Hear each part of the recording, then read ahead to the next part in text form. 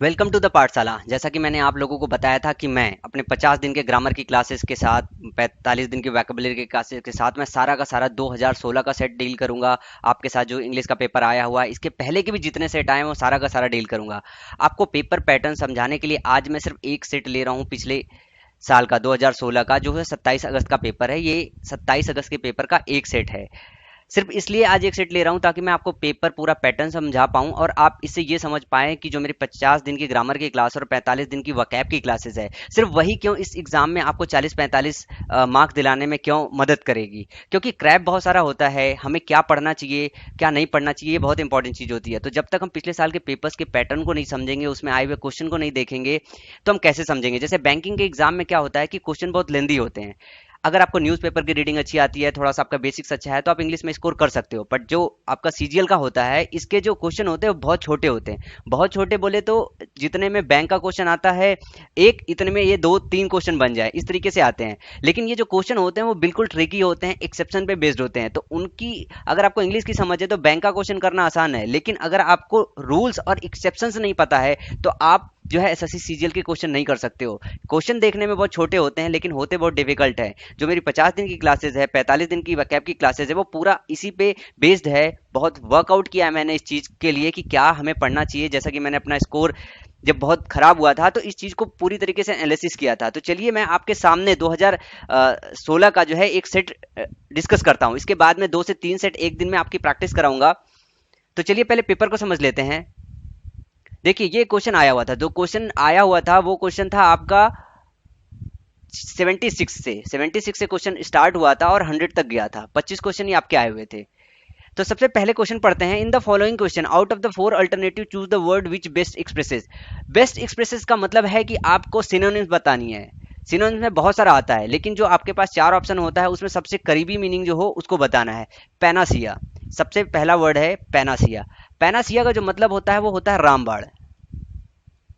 अब बहुत सारे लोग पूछ रहे होंगे कि सर ये वर्ड कहाँ पे मिलेगा, अगर मुझको नहीं पता है तो मैं आपको एक चीज ये बता दूं कि पैनासिया ये ऑलरेडी 10 to 20 टाइम्स पहले ही पूछा जा चुका है। पैनासिया ये बहुत ही सिंपल सा वर्ड है, इसको बोलते हैं रामबाण। तो आप समझिए कि अगर आप पिछले साल के क्वेश्चन पेपर किए होते तो 76 क्वेश्चन आसानी से हैंडल हो सकता है। पैनासिया का मतलब होता है रामबाण।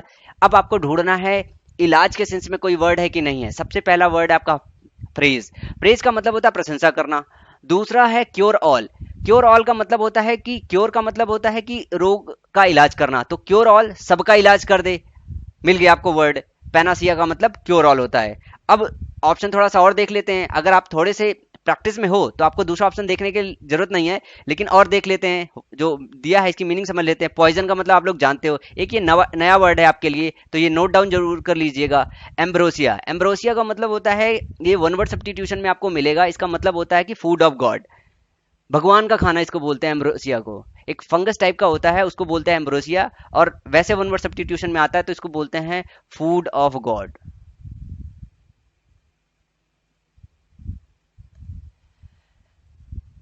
Question number 77। अब यहाँ पे बेस्ट पूछा है सिनोनिम्स, तो एक सिनोनिम्स और एक इंटोनिम्स आजकल आता है। तो दूसरा पूछा है अपोजिट। अपोजिट बताना आपको। डिटेस्ट। डिटेस्ट का मतलब होता है नफरत करना, तो इसका जो अपोजिट होगा वो आपको ढूंढना। अब ये डिटेस्ट, फिर से मैं वही बोलूंगा कि डिटेस्ट क्या कॉमन वर्ड है, पिछले सालों में आए हुए हैं कि नहीं। ये भी आपको 10 से 12 दफा तो मिल ही जाएंगे। अब कोई भी बुक पढ़ो, ये एक कॉमन वर्ड है जो आपको मिल जाएंगे।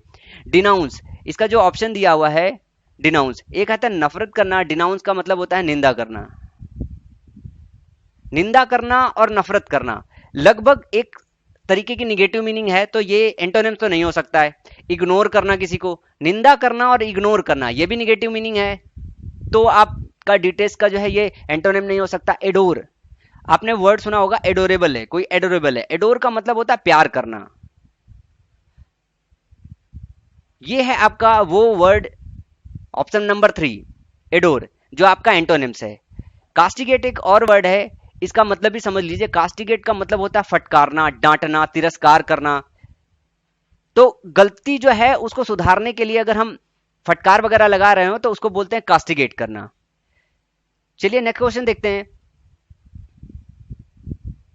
4 words are given out of which only one word is spelled correctly. एक इस तरीके का क्वेश्चन आता है कि आपको स्पेलिंग चेक करना होता है। तो एक क्वेश्चन होता है, कुछ अभी मैं जो वकैब के पोर्शन करा रहा हूं उसमें आपको जो कॉमन से एग्जाम में आने वाले क्वेश्चंस हैं वो मैं करा दूंगा जिसमें थोड़ा सा डाउट होता है। जैसे पहला है डेबिलिटेट।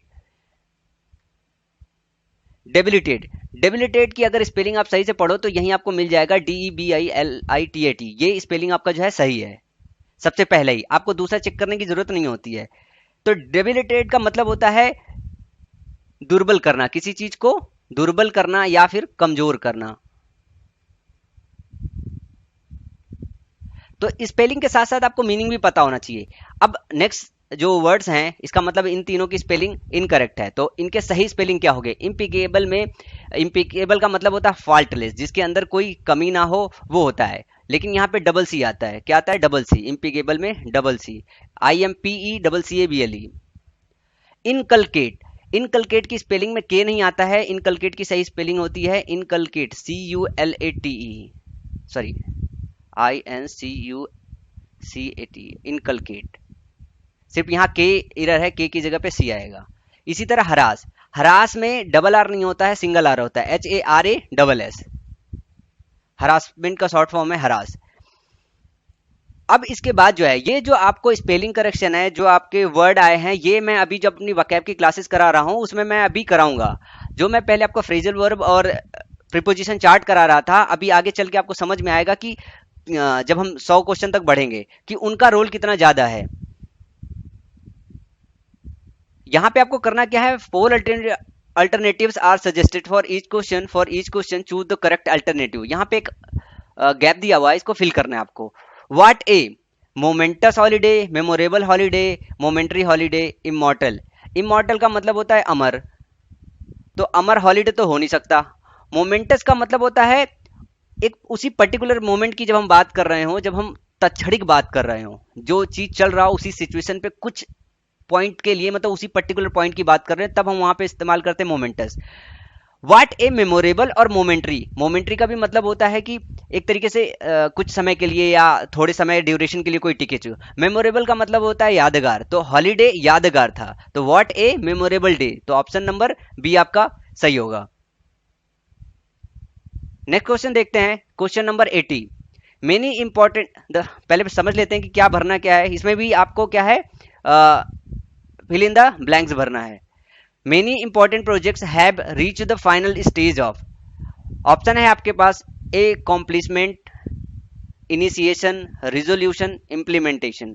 अब इन चारों की अगर मीनिंग पता होगी तभी यहाँ पे फिल कर सकते हो। Many important projects have reached the final stage of accomplishment. Accomplishment का मतलब होता है उपलब्धि, तो अगर आप उपलब्धि हासिल कर चुके हो तो वो ऑलरेडी हासिल हो चुकी है, उसका क्या फाइनल करोगे आप? इनिशिएशन, इनिशिएशन का मतलब होता है किसी चीज का शुरुआत करना, तो शुरुआत कर रहे हो तो फाइनल स्टेज में कैसे हो सकता है?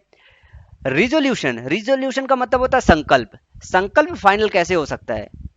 इम्प्लीमेंटेशन, अगर कोई चीज आप इंप्लीमेंट कर रहे हो तो अभी कुछ स्टेज हुआ है, कुछ स्टेज बाकी है। यहां पे हम जो इस्तेमाल कर सकते हैं वर्ड, वो सटीक वर्ड होगा इम्प्लीमेंटेशन, तो फाइनल स्टेज ऑफ इम्प्लीमेंटेशन होगा, ऑप्शन नंबर 4 करेक्ट होगा।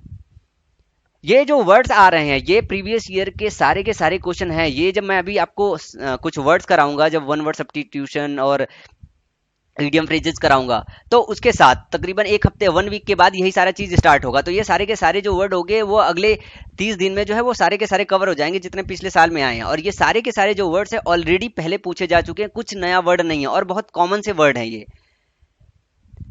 नेक्स्ट जो क्वेश्चन है ये भी फिल इन द ब्लैंक्स भरना है। यहां दिया हुआ है यू लिव लॉन्ग, अक्सर करके आपने सुना होगा मे यू लिव लॉन्ग। ये सबसे इजी क्वेश्चन था जिसमें कोई स्टूडेंट गलती कर ही नहीं सकता है, मे यू लिव लॉन्ग। तो यहाँ पे डाउट की तो स्थिति नहीं बन रही है क्योंकि ये बहुत ज्यादा यूज होता है, कहीं भी जाओ कहीं भी कुछ भी करो, मे यू लिव लॉन्ग, ये सेंटेंस आपको कोई बुक उठाओ सीधे सीधे मिल ही जाता है। अब बात करें क्वेश्चन नंबर 82 की। ये आपका वो है जो दिया रहता है कि आपको एरर फाइंड आउट करना होता है, part A, part B, part C, part D. यहाँ पे है each of the girls, each of the girls have come with her books. अगर जिन लोगों ने मेरी बहुत पहले की क्लासेस देखी है जिसमें मैंने नाउन पढ़ाया है, प्रोनाउन पढ़ाया है, वहां मैंने आपको बताया था कि जो ईच वर्ड होता है वो सिंगुलर होता है। ईच वर्ड होता है वो सिंगुलर होता है, ईच ऑफ के बाद हमेशा प्लूरल आता है। तो ईच जो आपका वर्ड है, ईच के बाद आपका प्लूरल नाउन आया है, ये गर्ल्स, ये आपका प्लूरल है, तो ईच के बाद प्लूरल है, लेकिन जो वर्ब होता है वो आपका क्या होता है, सिंगुलर। तो यहाँ पे जो बी पार्ट है, यहाँ पे हैव नहीं, क्या होना चाहिए, हैज। तो किसमें एरर है, बी पार्ट में एरर है। Question number 83, in the following question one part of the same वही एरर फाइंड आउट करना है। यहाँ पे me and my wife were at home last night. ये देखो आपका सब्जेक्ट है मी एंड माई वाइफ, और मी क्या होता है आपका ऑब्जेक्टिव केस। तो सब्जेक्ट में आप ऑब्जेक्टिव केस कैसे लगा सकते हो, तो ये होगा I and my wife, I and my wife. वैसे मैं इन चीजों को पढ़ा चुका हूं अपने बहुत पहली क्लासेस में, लेकिन मैं 50 दिन की क्लास में ये सारा का सारा दोबारा से पढ़ाऊंगा अभी। चलिए नेक्स्ट क्वेश्चन देखते हैं। क्वेश्चन नंबर 84 है, इसमें भी आपको जो है कौन से पार्ट में एरर है ये फाइंड आउट करना है। essay writing is an art, essay writing is an art that requires many plannings on the part of the writer, essay writing is an art that requires many planning।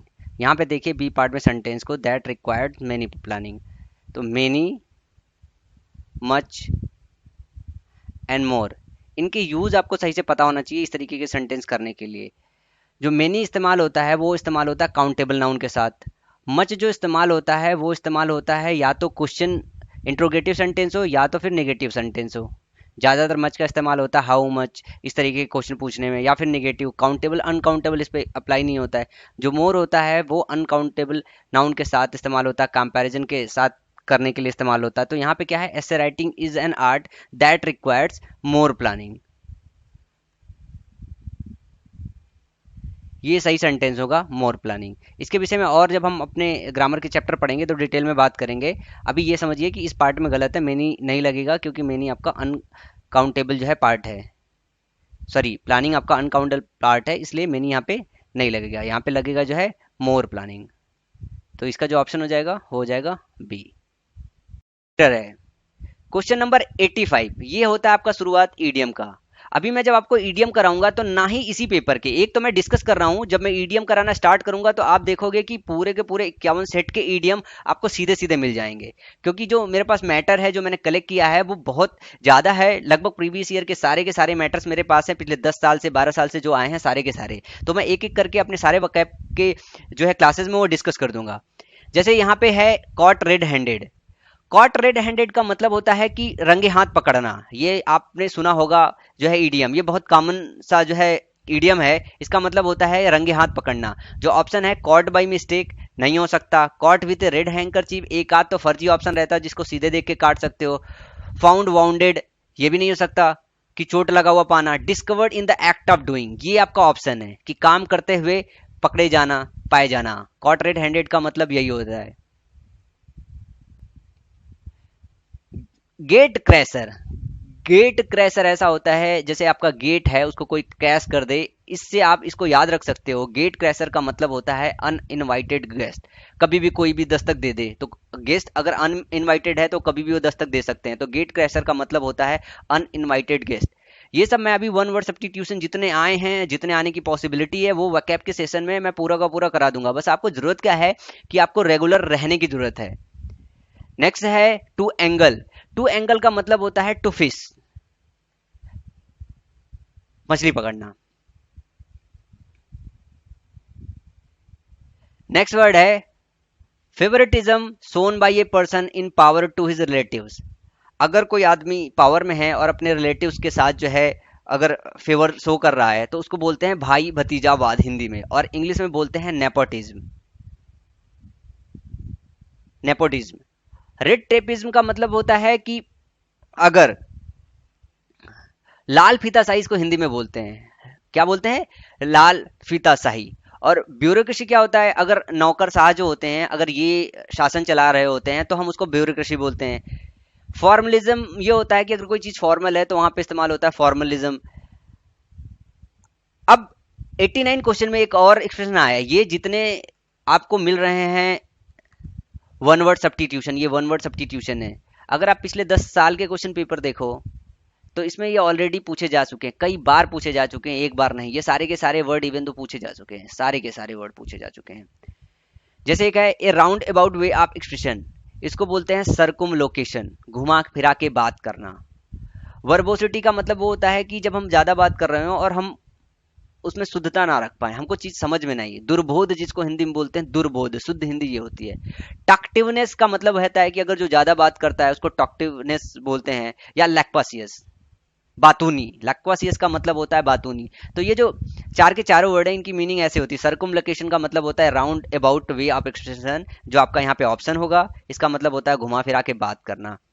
ये जो option है यही नहीं, इनमें जितने भी ऑप्शन आए हैं, जितने भी आपके 44 सेट के ऑप्शंस आए हैं, उन सबकी मीनिंग मैं एक्सप्लेन करूंगा, सबके वन वर्ड सब्स्टिट्यूशन में बताऊंगा, और बहुत सारे आपको सिनोनिम्स एंटोनिम्स भी कराऊंगा, लेकिन वही जो आते हैं और जिनके चांसेस है आने वाले।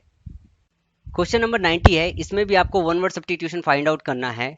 सेंटेंस है आपका, सुटेबल और intended for only young person.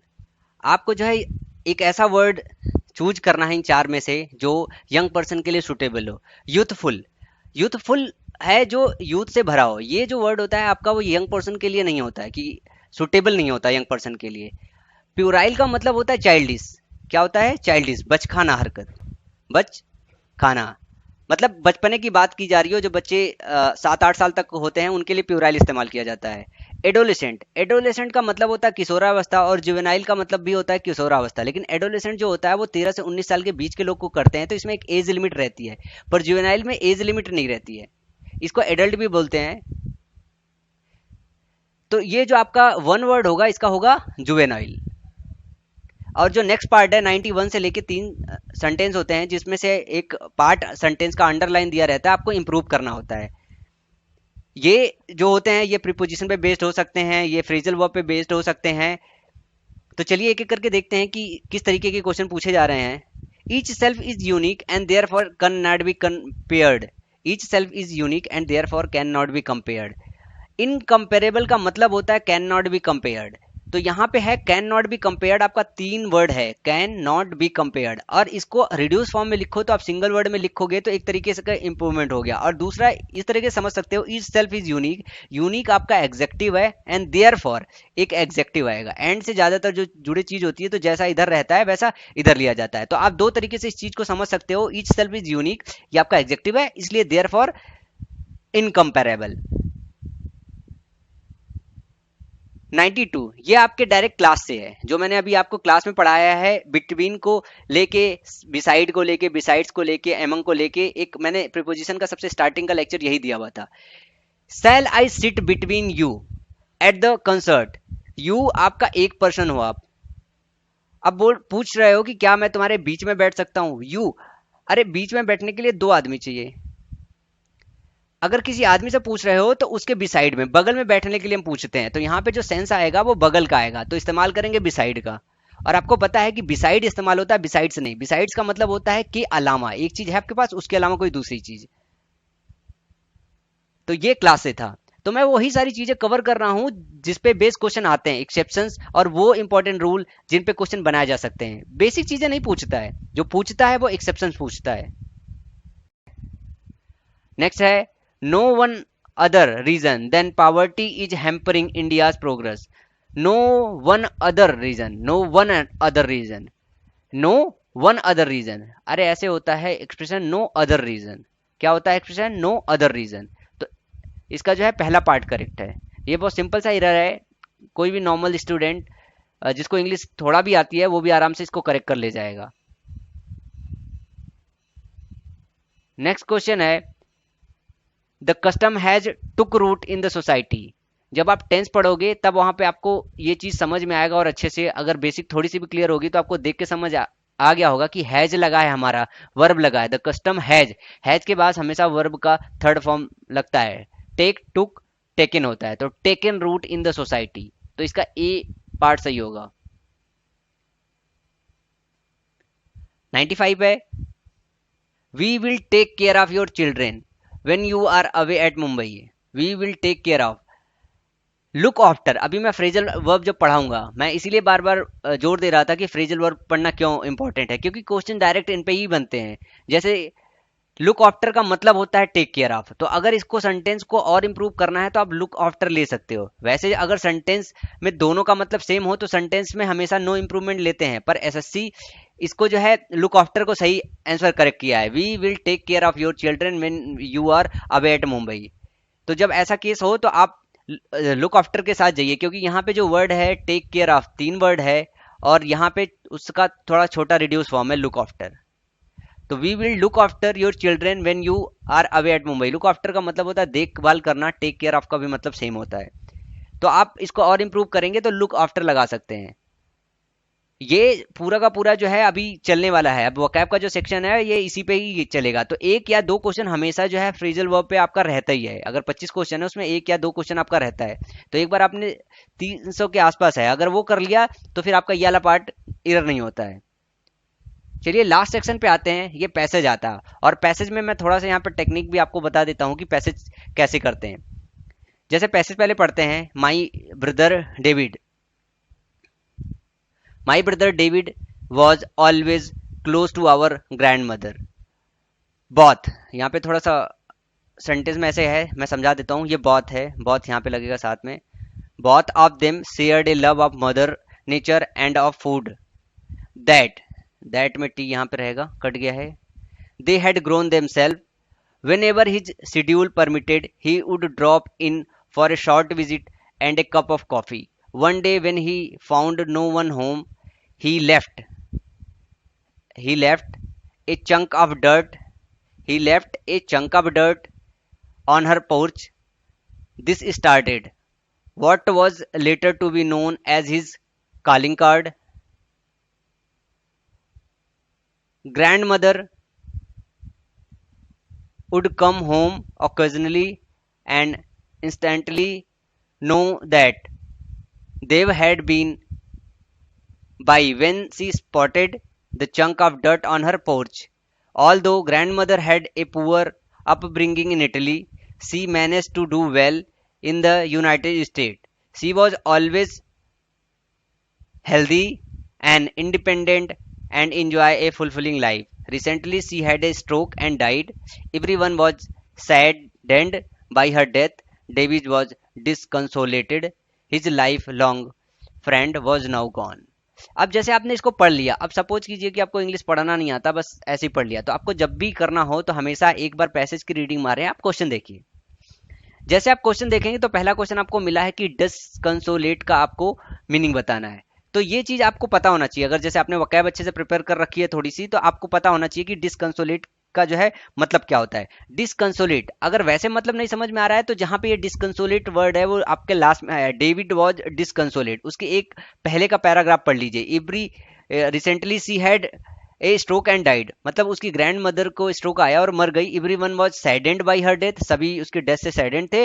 David was डिसकंसोलेटेड, इसका मतलब है कि उसकी ग्रैंड मदर मरी है। और सेंटेंस का अगर ऊपर थोड़ा सा भी सेंस लगाओगे तो उनके बीच में रिलेशन अच्छा था। रिलेशन बुरा होता तो डेविड खुश होता, रिलेशन अच्छा है तो निराशी होगा, दुखी होगा। तो डिसकंसोलेट का कहीं ना कहीं मतलब निकल रहा होगा निराश होना। तो आप इस तरीके से वर्ड जो पूछे जाते हैं सिनोनिम या इंटोनिम्स, वो हमेशा ऐसे ही होता है कि आप पैसेज के आगे पीछे पढ़ेंगे तो उससे उसकी मीनिंग मैच कर रही होती है। तो यहां से हमको ये समझ में आ रहा है कि डिसकंसोलेट का मतलब कुछ ऐसा है जो दुख वाला वर्ड है। निराश होने से मतलब है कि ग्रैंड मदर की उसकी डेथ हुई। तो यहाँ पे अब ढूंढिए आप, अगर आपको एग्जैक्ट मतलब नहीं पता है तो मुझे तो पता है डिसकंसोलेट का मतलब होता है जो है निराश होना, दुखी होना। डिवोस्टेटेड, डिवोस्टेटेड का मतलब होता है कोई चीज उजड़ जाना या उखाड़ देना, जैसे दोहन कर देना। हिलारियस, हिलारियस का मतलब होता है मजाकफुल। एक्सुबरेंट, आपको बताना क्या है अपोजिट। आप निराश हो तो निराश का होगा कि जैसे कोई एनर्जी से भरा हुआ हो, कोई खुश हो, इस तरीके का कोई वर्ड हो। तो एक्सुबरेंट जो आपका वर्ड होता है इसका मतलब होता है कि फुल ऑफ एनर्जी। क्या होता है? Full of energy. तो अगर ग्रैंड मदर की डेथ हुई है तो कोई निराश है। एक्सुबरेंट आपका वर्ड मिला जिसका मतलब होता है फुल ऑफ एनर्जी, इसका मतलब है दोनों अपोजिट है। तो ऑप्शन सी आपका करेक्ट हो जाएगा। सोम्बर का मतलब होता है गंभीर। तो अगर ग्रैंड मदर की डेथ हुई है तो आदमी गंभीर दिखेगा, थोड़ा सा सैड दिखेगा। तो ये सिनोनिम्स एक तरीके से हो जाएगा डिसकंसोलेट का। अब क्वेश्चन नंबर 97, अब इसमें फिल इन द ब्लैंक्स पढ़ना है। अब फिल इन द ब्लैंक्स जब भी आता है इस तरीके का, इसका मतलब है कि कोई पैराग्राफ उठा के कट करके रख दिया गया, आपको देखना है कि ये है कहाँ। David would drop in for a, short visit, ये सही कर लीजिएगा, एस एच थोड़ा सा समझने में कट गया है। Short visit and leave a, leave a. अब आपको क्या करना है कि ये ढूंढना है, आपको क्या करना है, ये ढूंढना है कि सेंटेंस में आपका कहाँ है आपको। चलिए ढूंढते हैं। David would drop in, David was always close to our grandmother. Both of them shared a love of Mother Nature and food that they had grown themselves. Whenever his schedule permitted, he would drop in for a short visit and a cup of coffee. One day, when he found no one home, he left a chunk of dirt. अब ये आपका जो पूरा का पूरा है यहाँ से, अब यहाँ से थोड़ा सा ध्यान देंगे तो है as a sign on grandmother's porch if she was not at home. तो यहाँ पे देखो चंक ऑफ डर्ट, क्या आ रहा है, chunk of dirt, he left, और यहाँ पे लीव दिया हुआ है, तो लेफ्ट और लीव ये कीवर्ड पकड़ के आपको काम करना होगा। क्या छोड़ता था, चंक ऑफ डर्ट, और यहाँ पे क्या है, लीव, ये फर्स्ट फॉर्म है, लीव लेफ्ट लेफ्ट, तो यहाँ पे आपका क्या आ जाएगा, चंक ऑफ डर्ट। तो ऐसे आपको कीवर्ड पकड़ना होता है। अगर आप ऐसे पूरा जैसे समझेंगे तो जैसे ही इसका फिल इन द ब्लैंक के पहले का वर्ड है बस उसको पकड़िए कि कहाँ पैसेज में है। नेक्स्ट क्वेश्चन देखते हैं। अब यहां पे भी फिर से फिल इन द ब्लैंक भरना है। Grandmother used to be rich in Italy but poor in the United State, in the United State but is now in Italy, poor earlier but became rich later on, rich earlier but now poor. यहाँ देखो ये last वाला जो paragraph है, जब आप पढ़ रहे होंगे तो यहाँ पे जैसे एक बार आप क्वेश्चन पढ़ लिए, एक बार में पैराग्राफ समझ में आया तो फटाफट क्वेश्चन पढ़ लीजिए, फिर एक बार दोबारा पैराग्राफ पढ़ लीजिए, ज्यादा वक्त नहीं लगता है अगर आप तेजी से पढ़ेंगे तो। Grandmother used to be, grandmother क्या हुआ करती थी, बात ये हो रही है। तो यहाँ पे जैसे पैराग्राफ आप देखिए, although grandmother had a poor upbringing, मतलब बचपना उनका गरीबी से बीता था, in Italy she manage to do well, she manage to do well in the United State, she was always healthy. यहाँ पे जो भी देख रहे हो सब पॉजिटिव चीजें हैं। पहले जो बचपन था वो था, लेकिन वो मैनेज की अच्छा रहने में। ही always healthy and independent and enjoyed A fulfilling life, मतलब कोई चीज उनके विषय में, उनकी लाइफ के विषय में निगेटिव नहीं की गई है। तो यहाँ पे जो आपको है वो ढूंढना है कि कोई ऐसा वर्ड ना मिले जो आपको निगेटिव मिले। Rich in Italy but poor in the United state, यहाँ पे पुअर मिल गया यूनाइटेड स्टेट में, कि यूनाइटेड स्टेट में पुअर थी, तो यहाँ पे ऐसी बात नहीं, पुअर उनकी अपब्रिंगिंग हुई थी। इन the United State but is now in Italy, पहले यूनाइटेड स्टेट में थी अब इटली में, ऐसा कुछ पैसेज में दिया हुआ नहीं है। Poor earlier but become rich later on, rich earlier but now poor, तो पुअर पहले थी लेकिन बाद में वो मेहनत करके रिच बन गई। ये लास्ट वाला पैराग्राफ आपको बता रहा है। Grandmother enjoyed a life healthy but sickly, good and healthy, rich but sickly, poor and healthy. अब इसी वाले पैराग्राफ में दूसरे का भी जवाब है। यहाँ पे कहीं भी ऐसा नहीं लिखा हुआ है कि उनके बाद विषय में कोई चीज निगेटिव है। हेल्दी बट सिकली, हेल्दी है और सिक भी थी, ऐसा कुछ नहीं दिया हुआ है। गुड एंड हेल्दी ये सही है, दो के दोनों पॉजिटिव है, गुड एंड हेल्दी। आप जैसे इस पूरे पैराग्राफ को दोबारा से पढ़िए। Although grandmother had a poor upbringing in Italy, she manage to do well in the United State, she was always healthy and independent and enjoy a fulfilling life. ये पूरा का पूरा line आपको ये बता रहा है कि वो हमेशा खुश थी, हेल्दी थी। रिच बट सिकली, अमीर थी पर सिक थी। यहाँ पे कहीं जिक्र ही नहीं हुआ है कि वो बीमार थी, वो स्ट्रोक से मर गई। स्ट्रोक बोले तो हार्ट अटैक आया, पर हार्ट अटैक अगर कोई बीमार नहीं होता है तो भी आ जाता है। Rich but sickly, poor and healthy, poor थी और हेल्दी थी। और यहाँ पे ये पुअर बचपन में थी, लेकिन यहाँ पे जो सेंटेंस में आगे है कि उन्होंने अच्छा किया और मैनेज किया और लाइफ सही से जी, तो यहाँ पे जो सही ऑप्शन होगा वो गुड एंड हेल्दी होगा। अगर आपको बस थोड़ा सा सेंस है तो आप आराम से जो है इस पैसेज से सेंस निकाल सकते हैं। क्वेश्चन नंबर 100 की बात करें। Grandmother's death made everyone, है कि जो ग्रैंड मदर की जो डेथ हुई है उसने सबको क्या बनाया है। तो जो क्वेश्चन नंबर फर्स्ट था जिसमें था डिसकंसोलेट, अगर आपको डिसकंसोलेट का मतलब पता है तो क्वेश्चन नंबर जो है 100 भी आप सही कर ले जाएंगे, क्योंकि दोनों सेम ही है। क्योंकि एक चीज तो ये दिया हुआ है कि जो एवरीवन थे वो सारे के सारे सैडेंड थे, मतलब दुखी थे। तो दिया है सैड, एवरीवन की बात की जा रही है, सैड इंक्लूडिंग डेविड। अब डेविड को भी इंक्लूड किया है या फिर एक्सक्लूड किया है, तो यहाँ पे साफ साफ ये पता चल रहा है कि सब दुखी थे, सैडेंड बाई हर डेथ। तो सैड तो आना ही आना है कि एवरीवन और सैड, यही कीवर्ड पकड़िए। सेकंड एंड थर्ड में तो गलत निकल जाएगा क्योंकि स्टार्ट ही सैड से नहीं हो रहा है। डिसकंसोलेट ये हो सकता है कि निराश हो सकता है, एक्सक्लूडिंग डेविड, डेविड को हटा के। इंक्लूडिंग डेविड हो सकता था तो शायद ऑप्शन सही हो जाता, लेकिन एक्सक्लूडिंग लगा दिया मतलब डेविड को हटा के, देन ऑप्शन सेकंड सही नहीं है। हैप्पी, हैप्पी हो नहीं सकते क्योंकि ग्रैंड मदर की डेथ है और ये सेंटेंस बता रहा है कि सब सैड थे, तो यहां होगा सैड इंक्लूडिंग डेविड। अब इंक्लूडिंग डेविड के लिए आपको यह समझना पड़ेगा कि डिसकंसोलेट का मतलब होता है निराश। अगर आपको ये मतलब पता है तो आपको कंफ्यूजन नहीं होगी, अदरवाइज थोड़ा सा कंफ्यूजन हो सकता है ऑप्शन में। तो ये जो चीज है, जो पैसेज होता है, पैसेज आपका टीयर 1 का बहुत इजी आता है। अगर आपको थोड़ी सी भी पैसेज पढ़ने की मतलब थोड़ी सी बेसिक सही है इंग्लिश की, तो आप पैसेज के क्वेश्चन आराम से 5 के 5 निकाल जाएंगे। उस केस में जो है एकाध के ऑप्शन नहीं निकलते, जब आपसे पूछता है टाइटल वगैरह, तो उस केस में होता है कि एकाध क्वेश्चन गलत निकल जाए, अदरवाइज ऐसा होता है। तो इस पूरे पेपर के बाद आपको ये समझ में आया होगा कि आपको पढ़ना क्या क्या है। पढ़ना आपको जो है प्रीपोजिशन है, पढ़ना आपको फ्रेजल वर्ब है, प्रीपोजिशन पे बेस्ड। अभी मैं कुछ और सेट लूंगा तब आपको दिखाऊंगा कि प्रीपोजिशन पे कैसे कैसे क्वेश्चंस बनते हैं। फ्रेजल वर्ब पे तो पक्का क्वेश्चन हर सेट में रहता है, इडियम्स रहता है, वन वर्ड आपका रहता है। तो अब एक हफ्ते बाद मतलब अब जो वोकैब की क्लासेस स्टार्ट होगी वो idiom and one word substitution साथ में चलेगा, ताकि जितने प्रीवियस 10 ईयर के वन वर्ड आए हैं वो सारे के सारे आ जाए। और मैं इस बात को आपको बता दूं कि वन वर्ड और ईडियम वो रिपीट होते हैं, रिपीट होते हैं, हमेशा रिपीट होते हैं, इस बात को ध्यान रखिएगा। तो मैं पूरा का पूरा एरिया कवर कर दूंगा इस 45 दिन में।